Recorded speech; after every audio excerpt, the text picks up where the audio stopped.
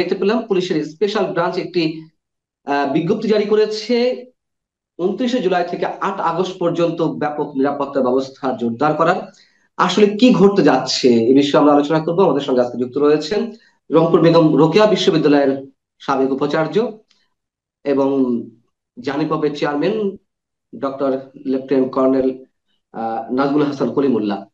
Doctor Nazmul Hasan Kalimullah, আপনাকে স্বাগত জানাচ্ছি আমাদের অনুষ্ঠানে। যে বিষয়টি আলোচনা ভূমিকাতে বলছিলাম, আপনার কি ধারণা আসলেই তেমন কোনো উদ্বেগজনক পরিস্থিতি তৈরি হয়েছে? বেশ কিছু আপনার আহ, খবরাখবর যেটা আমরা পাচ্ছি, যেমন অস্ট্রেলিয়া থেকে আপনার অনলাইন শো করেন ফজলুল বারী। তিনি জানান দিলেন যে পরশুদিন দিল্লিতে আওয়ামী লীগের টপ ব্রাস যারা, তারা বসে সিদ্ধান্ত নিয়েছেন যে অচিরেই প্রবাসী সরকার গঠন করবে। এখন বিষয়টা তাৎপর্য অপরিসীম। এখন যেই দেশের যাত্রা শুরু প্রবাসী সরকার দিয়ে, সেই দেশে আবার ভিন্ন মাত্রা যুক্ত হতে পারে যে প্রবাসী সরকার যদি বাস্তবেই গঠিত হয়।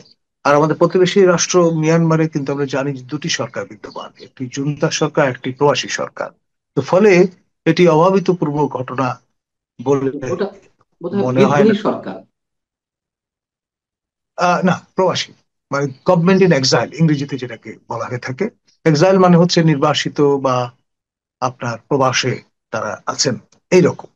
অবশ্যই জান্তা সরকারের পক্ষ থেকে তাদের বিদ্রোহী হিসেবেই চিহ্নিত করা হয়েছে। আপনার কয়েনিস্টিক আছে সেদিক থেকে বিবেচনা করলে।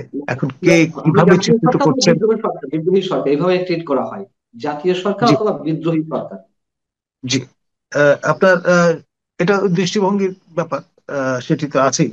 তবে ইট এক্সিস্ট, মানে বিষয়টা হচ্ছে দুটো এন্টিটি এক্সিস্ট করছে, একটা দখলে আছে আর একটা দখলে নাই। বিষয়টা এরকম, যেমন ইউনূস সরকার এখন বাংলাদেশের দখলে আছে। আর যদি ওরকম একটি সরকার গঠিত হয়, তারা হয়তো পুরো বাংলাদেশের নেতৃত্বে নিয়ন্ত্রণে নাও থাকতে পারেন। যেমন আপনার রৌমারী চির স্বাধীন একটি এলাকা কুড়িগ্রামের, পাকিস্তানের অকুপেশন ফোর্স সেখানে কখনো পৌঁছাতে পারেনি বা হানা দেওয়ার চেষ্টাও করেনি, ওই অর্থে দুর্গম জায়গা বিবেচনায়। তো এইরকমের মুক্তাঞ্চল সৃষ্টিও হতে পারে। মানে সবই সম্ভব এই সম্ভবের, সব সম্ভবের দেশে। তো এইরকম আপনার একটা পটভূমিতে আপনার স্পেশাল ব্রাঞ্চের সম্মানীয় ডিআইজি মহোদয় পলিটিক্যাল, তার এই চিঠি, সেটি কিন্তু আহ, এক ধরনের আবহ তৈরি করার ক্ষেত্রে ভূমিকা পালন করছে। যেমন নির্দেশনা পরিষ্কার বলা আছে, মোটরসাইকেল, মাইক্রোবাস কিংবা অন্যান্য যানবাহন তল্লাশির জন্য তাগাদা প্রদান করা হয়েছে। গণ ভাবে আপনার নজরদারি বাড়ানো, এবং সেই সঙ্গে আপনার যেটা গ্রেফতারি পরোয়ানা আছে সেগুলো তামিল করা। তারপর আপনার তল্লাশি, বাড়ি বাড়ি হানা দেওয়ার মতো নির্দেশনাও সেখানে প্রদান করা হয়েছে। অর্থাৎ রীতিমতো একটা সাজ সাজ রব। এটি এমনি এমনিতে আর হয়নি। ওই ধরনের ফজলুল বারী মহোদয় যে ইঙ্গিতটা করেছেন, তার সূত্র ধরে হয়তো আগাম জরুরি এই ব্যবস্থা দিই। আর এর পাশাপাশি আপনি জানেন যে আপনার বৈষম্য বিরোধী যে ছাত্রদের এন্টিটি আছে, তারা জানান দিয়েছেন 1 তারিখে তারা জুলাই সনদ ঘোষণার জন্য চাপ সৃষ্টি করার চিন্তা থেকে শাহবাগে তারা সমবেত হবেন, গণজমায়েত করবেন। আবার 3 তারিখে আগে থেকেই বলা আছে যে জুলাই সনদ হাজির করা হবে। আবার কোন কোন নেতা ন্যাশনাল স্টুডেন্টস পার্টির, তারা বলবার চেষ্টা করছেন যে যেই সনদের খসড়া হাজির করা হয়েছে সরকারের পক্ষ থেকে, সেটি তারা মানবেন না বা সেটাতে স্বাক্ষর করবেন না, এরকম প্রত্যয় ব্যক্ত করা হয়েছে। আবার এখানে আহ মুক্তিযুদ্ধের পক্ষের যে শক্তি, তারাও কিন্তু বসে নেই। তারা তাদের মতো করে প্রিপারেশন নিচ্ছেন যে অবস্থা বুঝে ব্যবস্থা। অর্থাৎ যদি দেখা যায় যে আপনার এমন একটি সনদ হাজির করা হলো যেটি আপনার মুক্তিযুদ্ধের চেতনা বিরোধী, তাহলে তারা রিয়াক্ট করবে। এবং আপনার স্টেট উইদিন স্টেট অ্যাক্টররাও গভীর মনোযোগের সঙ্গে অনুধাবন করবার চেষ্টা করছেন যে কোথায় কি হচ্ছে না হচ্ছে। যেমন কোনো কোনো সূত্র থেকে বলা হচ্ছে যে যারা ক্ষমতা হারিয়েছেন তাদের উদ্যোগে আপনার প্রশিক্ষণ প্রদান কর্মসূচি শুরু হয়েছে তাদের নেতা কর্মীদের, তারা যাতে অ্যাকশনে যেতে পারেন। আবার আপনার কেউ কেউ আশঙ্কা করছেন যে 75-এর পট পরিবর্তনের পর আমরা দেখেছিলাম বঙ্গবীর কাদের সিদ্দিকী এবং প্রয়াত মোস্তফা হোসেন মন্টুর মতো নেতৃবৃন্দ তারা অস্ত্র হাতে তুলে নিয়েছিলেন এবং বঙ্গবন্ধু পরবর্তী সরকারকে প্রতিরোধ করবার চেষ্টা করেছিলেন।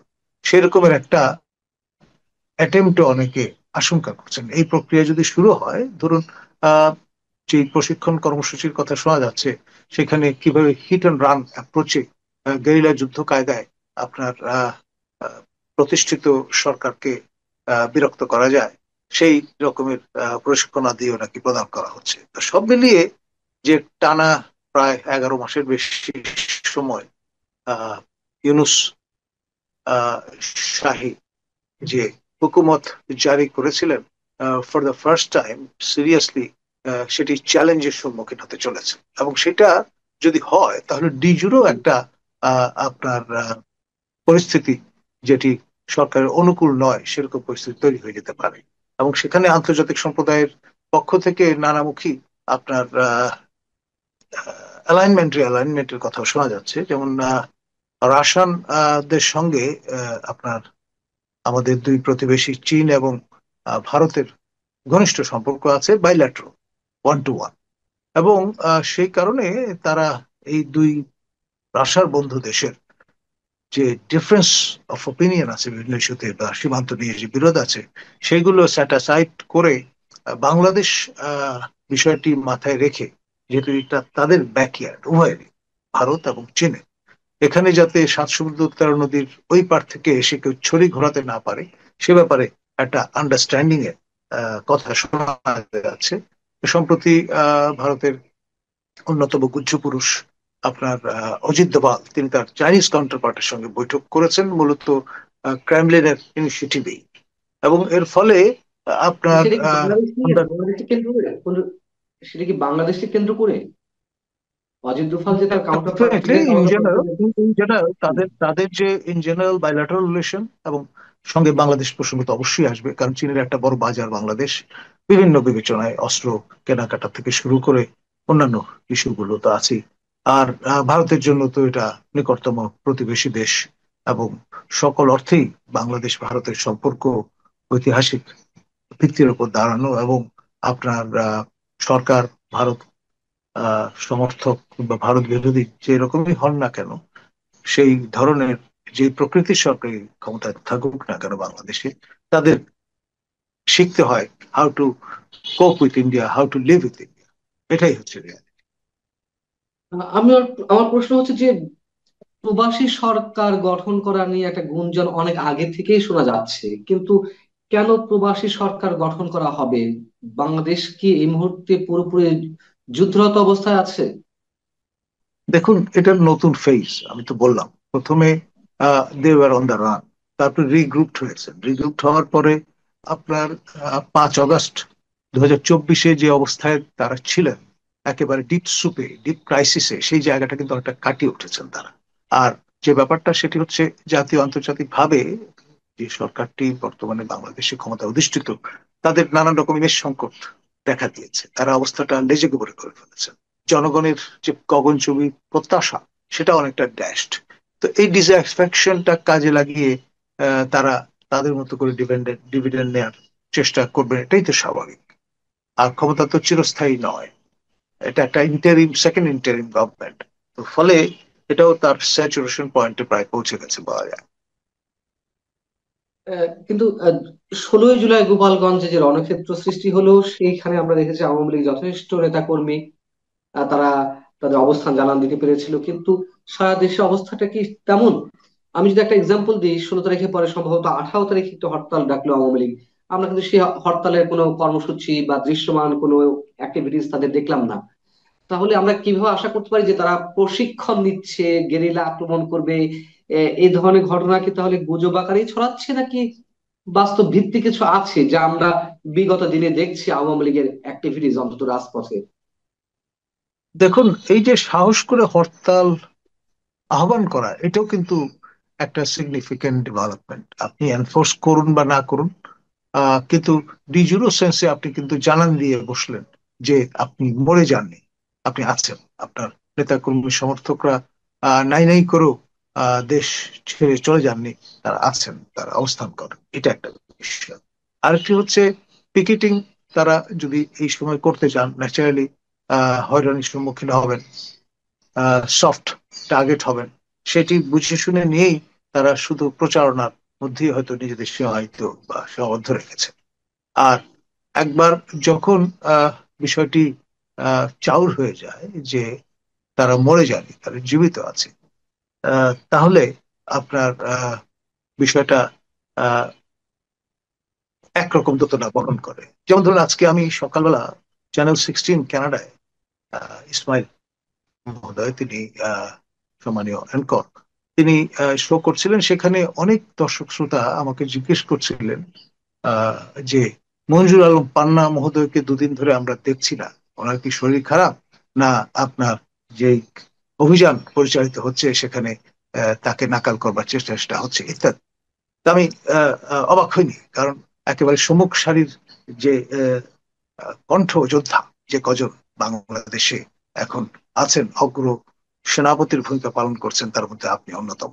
তো ন্যাচারালি আপনাকে নিয়ে শুধু জাতীয়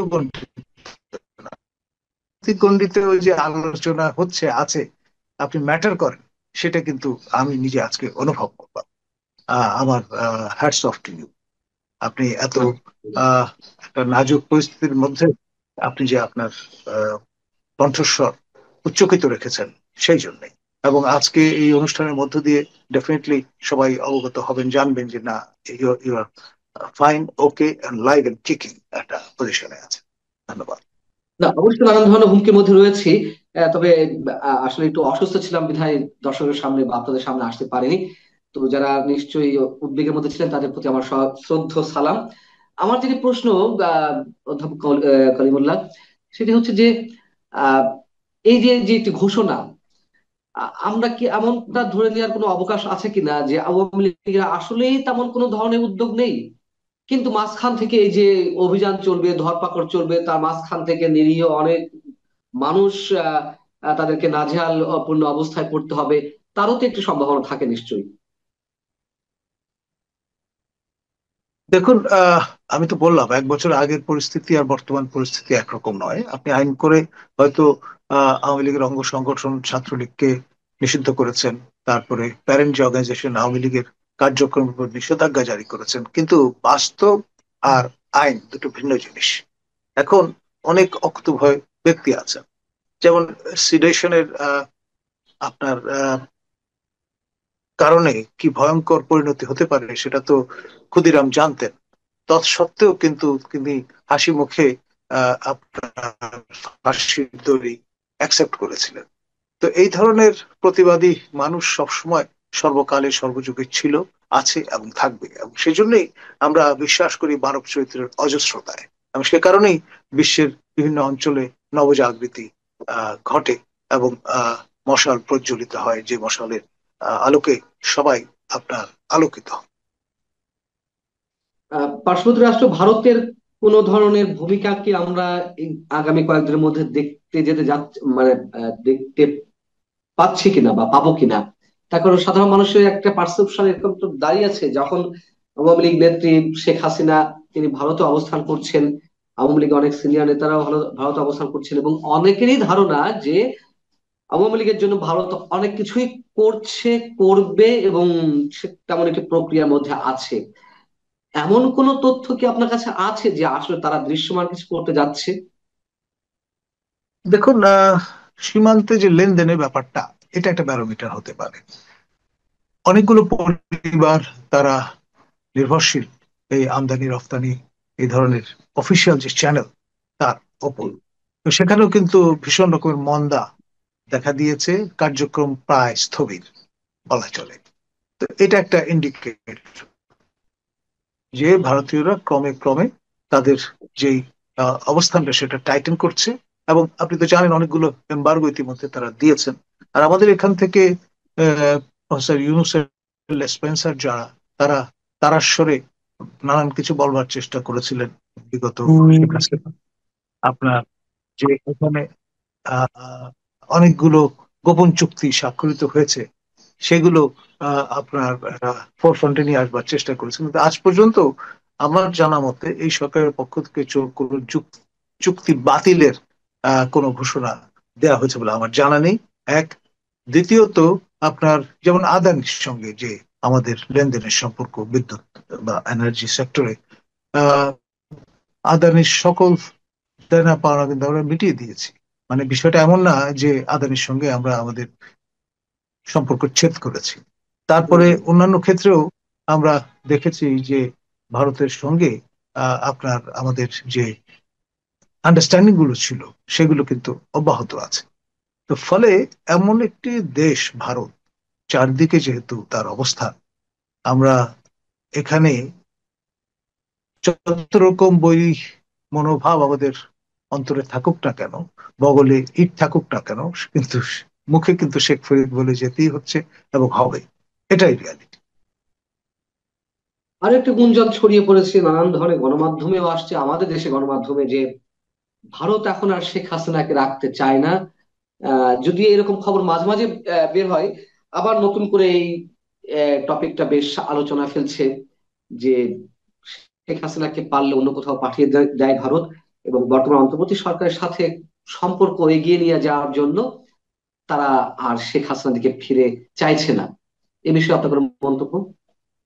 দেখুন, এটা আমাদের ওই লেসপেন্সার যারা সরকারের, তাদের প্রচারণার অংশ, বই অন্য কিছু নয়।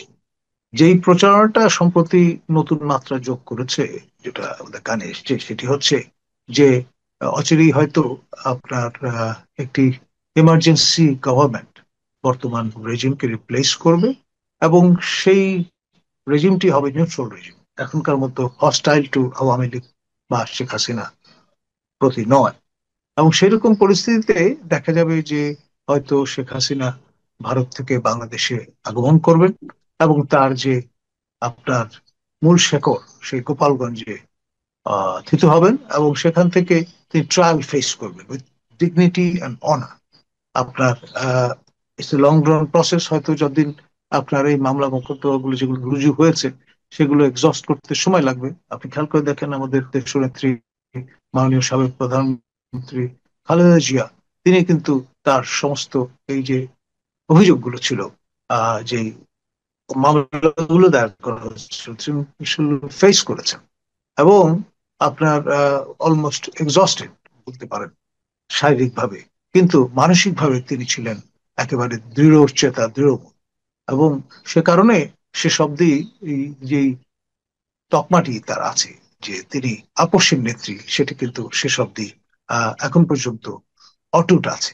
তো সেই রকম একটি দৃঢ়তা কিন্তু শেখ হাসিনারও আছে। আপনি সমালোচনা করতে পারেন, নানান রকম অভিযোগ করতে পারেন, সেটা এক বিষয়। খেয়াল করে দেখেন 111-এর সময় দুই নেত্রীর উপর যে চাপ প্রয়োগ করা হয়েছিল, আহ দেশনেত্রী তো দেশ ছেড়ে যাননি।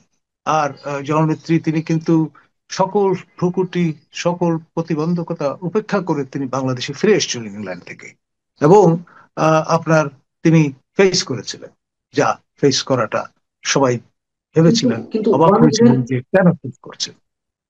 ওয়ান রিভেনের সময়টি আর এখনকার সময়টি নিশ্চয় অনেক পার্থক্য। তা আমি দেখুন, যে প্রশ্ন করতে চাচ্ছি তার আগে একটু জুড়িয়ে নিতে চাই। আপনি যে আহ, মানে বক্তব্যটি দিলেন যে শেখ হাসিনা ফিরে আসতে পারেন, একটি জাতীয় মানে জরুরি অবস্থা ঘোষণা করা হতে পারে, তার মধ্য দিয়ে তিনি ফিরে এসে মামলা ফেস করবেন, গোপালগঞ্জে থিত হবেন। আহ, আমার আগ্রহ থেকে আমি একটু জানার চেষ্টা করছি, এটা কি আপনার পারসেপশন, নাকি কোনো ধরনের ইনফরমেশন, নাকি কোনো ধরনের ইকুয়েশন? এটা আমার পারসেপশন নয়, এক। দ্বিতীয়ত ধরুন, আপনি বা আমি, আমরা যারাই টক শো অ্যাটেন্ড করি, আমরা বিভিন্ন সূত্র থেকে নানান রকমের তথ্য উপাত্ত সংগ্রহ করি বা আমাদের কাছে আসছে, তার উপর ভিত্তি করে আমরা বিশ্লেষণ হাজির করি। বিষয়টা অনেকটা সেই রকম। আপনার ডেফিনেটলি কেউ যদি নির্বাসনে যান, যেমন ধরুন আয়াতুল্লাহ রুহুল্লাহ খোমেনি, তিনি প্রথমে ইরাকে গিয়েছিলেন, তারপর চলে গিয়েছিলেন ফ্রান্সে, এবং যথারীতি তিনি ফিরে এসেছেন। এবং শেখ হাসিনাও চিরস্থায়ী বন্দোবস্তের একটা আহ ব্যবস্থা করে ভারতের কাছে, এমনটি আমি মনে করি না।